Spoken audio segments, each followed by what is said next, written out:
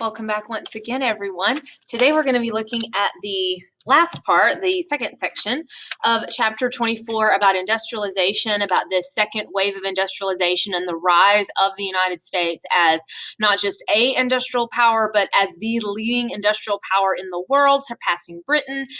Today we're going to take a look at not how that happened, but some of the consequences of that and how that affects particularly workers, people that were doing the actual labor in those factories, people that are being employed by the likes of those robber barons, those captains of industry, and how that is affecting people's daily lives, how it was affecting the lives of those employers, and how that was creating a lot of the conflict and the tension that we've already been hitting on. We've already talked about, and just keep in mind that this is all kind of, we're talking about things thematically here, not chronologically. So how this is contributing to things like that populist movement that sprang up in the 1890s and so forth, and how this is going to continue to, the issues of labor and all of that is going to continue to be a big issue for a long time to come. So we're going to be just getting the tip of the iceberg here today about how and why, and particularly talking a lot today about the roadblocks, the things that stood in the way of labor being very successful at this point, and some of the reasons why it is going to take so long for organized labor to have some kind of meaningful and lasting success with their movement. So we're going to start today by talking about some of those consequences, some of the impact of this big wave of industrialization. We know that this did bring about many good things, and this did affect a lot of people in a positive way. So there were certainly parts of this that worked well for certain people. Overall, we could say that as far as the effects on American life, for a lot of folks, this meant a higher standard of living. This elevated many people, whether you're talking about those extreme situations of people like Andrew Carnegie, who went from complete and total poverty to being one of the wealthiest people on the planet, to other people that were able to, kind of get into the middle class. And you have a greater middle class with the rise of more white collar jobs as people become more Americans become true wage earners instead of farmers, and more people living in rural areas where they were self-sustaining and, maybe didn't even have a whole lot of use for actual money. More people are becoming actual wage earners, and that might be good for some people. It might be bad for others. But overall, there is definitely increased wealth overall in the nation, although a lot of that wealth, most of it was being controlled by a small number of people. A lot of folks would not have actually benefited from that, but some did. And like I said, a higher standard of living for a lot of people. We see the growth of urban areas, of course. Urbanization. We saw that happening as a result of that first wave of industrialization that happened in the early 19th century, and it's happening here as well, but of course, even on a bigger scale. So more and more people living in cities, the beginning of big cities, and that comes with it good and bad things. For some people, that meant living in squalor, that meant filth, and this is before, there were a lot of they're kind of adapting to what big cities could be like with lots of people in them, before there were, sanitation facilities, they could be pretty dirty and nasty. There could be diseases, there could be trash.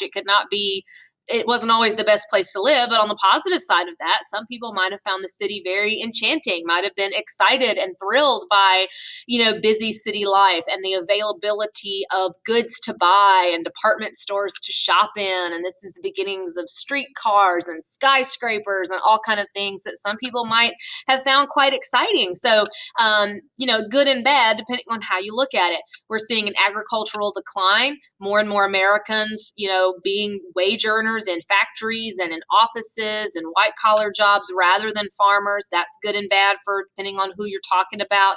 It also creates more class division because we're seeing a great divide here between those people that were wealthy and that were prospering because of this and those that were not. Thus the, aforementioned multiple times by now, populist movement and those kinds of things.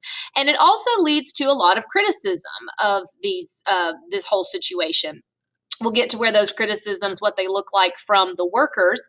We've already talked about the populists, but we're also getting, people that are criticizing these big businesses and saying, and this is one of the things the populists were saying, was that there needed to be restriction and there needed to be government intervention to stop some of the unethical or, devious kind of deeds of a lot of those organizations, people that were seeing the conglomeration of these big businesses, the combinations, like we talked about in the previous section, the beginnings of those trusts, these, and like I said, there was a trust on nearly everything eventually, people coming down on those and saying that that was bad for business, it was bad for competition, that they were just controlling everything, and that they're really ruling the roost as opposed to the government or therefore the people. So we get, because of that, because of calls not just from the populace, but growing concern throughout the 19th century over the power of the trusts and the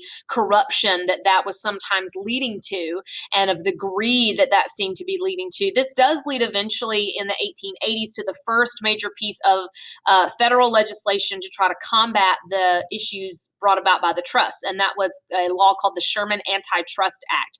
The Sherman Antitrust Act, it's a little bit like that Interstate Commerce Act, in that they kind of pass the law but don't really enforce it for a long time. The Sherman Antitrust Act works very much the same way, and then they passed this law in the 1880s that is supposed to prohibit trusts, or therefore, or rather business combinations that, and here's where they get real technical and how they create a loophole with this. It prohibits those business combinations that are restrictive to trade. That's the wording that they use, restrictive to trade. So if it is restricting, or if it's the judgment by whoever, that this business combination is not good for trade and it's somehow overall restricting the economy, then that's bad, and that could be deemed an illegal business combination. But that is very much open to interpretation, and you can see that what's going to happen is, for a long time, either A, nobody's going to bother enforcing the Sherman Antitrust Act, or they'll look at a trust like Standard Oil or U.S. Steel or any of the others and go, well, that's not a bad trust, that's not restricting trade, that's good for business, that's creating jobs, that's not prohibited under the Sherman Antitrust Act, we leave it alone. In fact, some of the very people that would have wanted this law, workers, and people that felt they were being abused by and were not benefiting from this whole situation, it's actually those people that are going to end up finding themselves at the end, at the enforcement end of the Sherman Antitrust Act. Oddly enough, and ironically enough, the Sherman Antitrust Act is actually going to be used against labor unions for a long time. And that seems, like the opposite of what its purpose should have been, and it really was. But what we're going to see happen, we'll talk about a little bit of this in a moment. You'll read about some of it. This is how the government is going to intervene to stop labor unions a lot of the time, and stop strikes and stop labor union demonstrations by saying these unions are business combinations. They are restricting trade. They are stopping business. They are shutting down factories. They're, in some cases, violent, and therefore they're illegal, so this is a way that they're actually trying to make labor unions the bad guy here. So that's kind of ironic. So that's something we'll look for over the next several weeks, is how the Sherman Antitrust Act eventually starts to be used against the trust, but not until the Progressive era, which we'll be getting to shortly.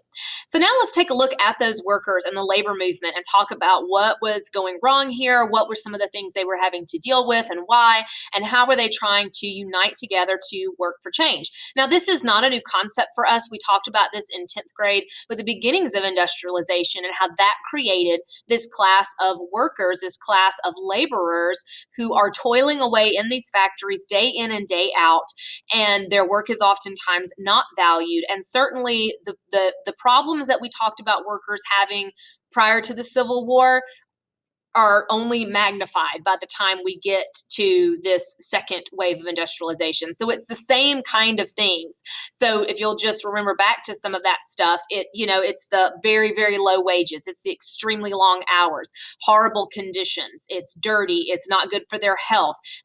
Machinery that is dangerous. They are not making enough money to lift themselves out of poverty. Child labor is an issue.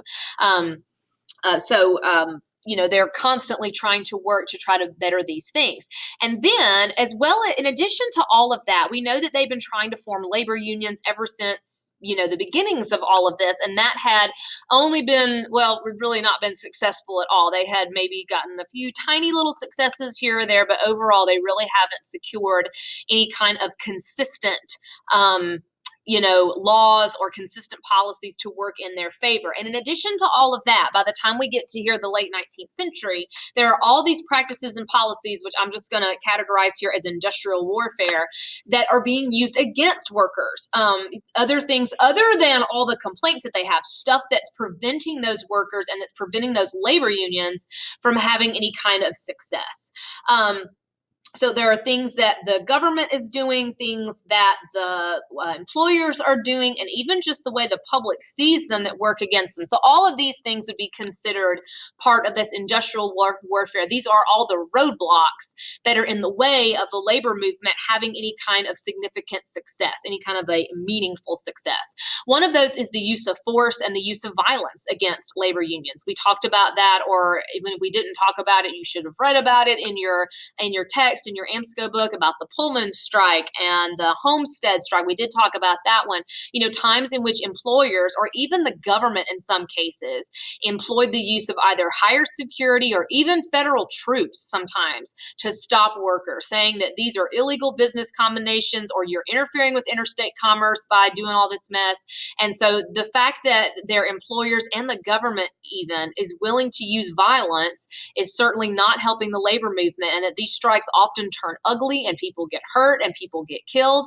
That does not bode well for their overall movement. So not only do they have the low wages and the long hours and all of that, but the fact that striking and demonstrating could get violent is working against them as well. Employers also use several tactics to try to keep labor unions at bay. One is lockouts. Lockouts is just what it sounds like, when they would literally lock out the union members. They would lock the doors of the factory and say, you're not coming back in here, basically firing people for union activity, okay? Basically saying, we don't deal with unions, and if you're part of a union, we're locking you out and we're not going to hire you back. So just being involved in the union, not necessarily striking or being violent, but just being involved in the union, could cost you your job. Another way they did that was through something called yellow dog contracts. That's the thing, the picture you see above me, the very bottom right there, that's kind of covered up, says do not sign the yellow dog contract. Yellow dog contracts were contracts that employers would make workers sign, where they would basically agree not to be involved in a labor union. So they would hold that over your head as, we'll give you a job, but you can't be involved in a labor union, so that you wouldn't be able to join one, and that they could fire you if you were involved in any kind of labor union activity. So that's another tactic that they were using. Or a tactic called blacklisting. And blacklisting is sort of a general word. Blacklisting is when employers would circulate around a list. It may not be a literal list, it might be of known union activists and known people. These are the guys that caused some trouble over here at this factory. These guys have been known to start a strike, or they were trying to start a union, and their names would get circulated around and nobody would hire them. And you can see that's kind of a general word. If you get blacklisted, it means your name's been associated with something bad, and nobody's going to hire you or employ you or call you or something like that. So they would blacklist union leaders or people that were involved in them, so that those people couldn't find work anymore. And in addition to all of that stuff that employers are doing just to get the better of labor unions, or that the government is even sometimes doing to get the better of labor unions, constantly siding with the employers in all of these situations, public opinion is against the labor movement for the most part as well. They really, really struggle for a long time to get public opinion on their side. It's just kind of the general consensus amongst the American public that labor unions are violent. They are associated with, and I might have put this up here. No, I didn't. Let me go back.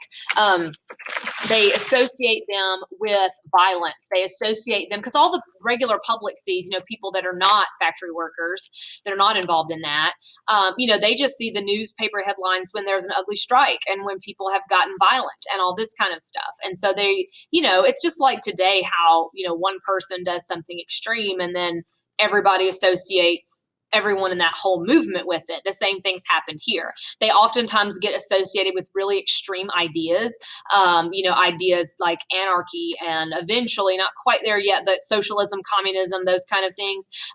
They're oftentimes associated with those kinds of ideas. We saw that with the Haymarket Square incident. There were some anarchists not related to the Knights of Labor that were involved in that whole mess, that bombing, but then the public just assumes that all the Knights of Labor are anarchists and they're all violent and they all want to bomb everything, that whole thing. And there's just kind of an attitude amongst the public that employers don't owe their workers anything, that, they're lucky to have a job, and employers don't have to make the workplace safe, and they don't have to make sure their employees have safe housing and decent housing, and they don't have to make sure that their children are able to go to school. That's just not stuff they got to deal with. So obviously there's a lot that will eventually change about that, and it doesn't come about easily, but there's a lot of things that are working against the workers other than the bad conditions that they're working in. So we've talked before about how pretty early on workers start forming unions, forming groups together to do what's called bargain collectively. That means, bargaining as a group to bring about change. But what we see happening in the late 19th century here is we're seeing the attempts for the first time at big unions, national unions, because at first it was like, we're going to unionize the workers in this factory and unionize the workers in that factory. And then this one, it's all very, very fragmented, and it's just piecemeal, bit by bit, textile mill by textile mill. What we're going to start seeing in the late 19th century is attempts by union organizers to organize all of the people in the steel industry and all of the workers in this industry. And even in the ones we're going to look at here are attempts to unite all workers everywhere, not just in a particular industry.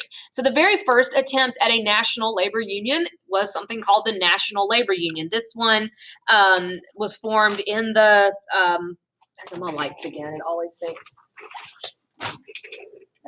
Okay. It always thinks I went somewhere. I wish the sensor was closer to where I am. But anyway, this National Labor Union was the first one, and I'm not going to talk too much about it other than it lasted a little while. They wanted things like, better pay, and they want limitations on, workday, an 8-hour workday. That's a constant mantra amongst a lot of labor unions. They did succeed in getting some of those things, but eventually it kind of breaks up and fizzles out. The problem with a lot of these labor movements, and the same thing happened with the populists, the problem, you can see the logic in let's get everybody together into one group, and that way they won't be able to ignore us. They can't ignore us if we're all in on it. But you can also see the downside to that is then you're going to have fragmentation within the group. People in the group are going to start arguing about things, and that's exactly what happens to all of these. The next big and probably considered a more significant example of an attempt at a national labor union is a group called the Knights of Labor. And this started out as like a little secretive society and eventually became a public full-on labor union. And the interesting thing about the Knights of Labor is that they were trying to unite both skilled and unskilled labor, and that had for a long time been a major division in the labor movement, is the rift between the skilled and the unskilled people. Remember, skilled is like a specific trade, like carpentry or woodwork or something. And they oftentimes did not like the unskilled workers because they felt the unskilled people were driving down the wages of everybody else. There was a sense kind of elitism sometimes amongst the skilled workers. The Knights of Labor were trying to bring all of those folks together. They want, health and safety codes. They want 8-hour workday. They want what we might call minimum wage and that kind of stuff. They want no child labor. They were against the trusts. But the Knights of Labor, we kind of already mentioned them. Remember, they get associated with anarchy and all that after that Haymarket Square bombing and incident and riot and all of that. And that kind of causes them to fizzle out. So once again, the fact that they get associated with these maybe I haven't talked about that. I'm sorry. Let me go back to that and explain that, because I don't think I did. I get confused as to what I've already talked about. Okay, so the incident that causes sort of the death knell for the Knights of Labor is an incident called the Haymarket Square Incident, or the Haymarket Square Riot. And this happened in 1886, but you don't really need to know that. But anyway, just to give you an idea of where we're talking about, it happened in Chicago. There was a demonstration, a big crowd at this demonstration, and then somewhere a bomb goes off. And several people get killed. And when they look into it and they start investigating, they round up these anarchists, people that were, political radicals. And they were not associated with the Knights of Labor, but somehow the rumor mill started going out that they were associated with the Knights of Labor, and then it just it's just like now. Once disinformation is out there, you can't hardly retract it. And so people start to associate incorrectly that the Knights of Labor were involved in this incident, this riot that ensued, that they were all anarchists, they're all extreme and that kind of thing, and that just kind of destroyed their organization. And then there's a lot of fighting and stuff in between or in the organization itself, and eventually causes it to fizzle out. So the Knights of Labor succumbs to that fate of being associated with radical ideas and internal division.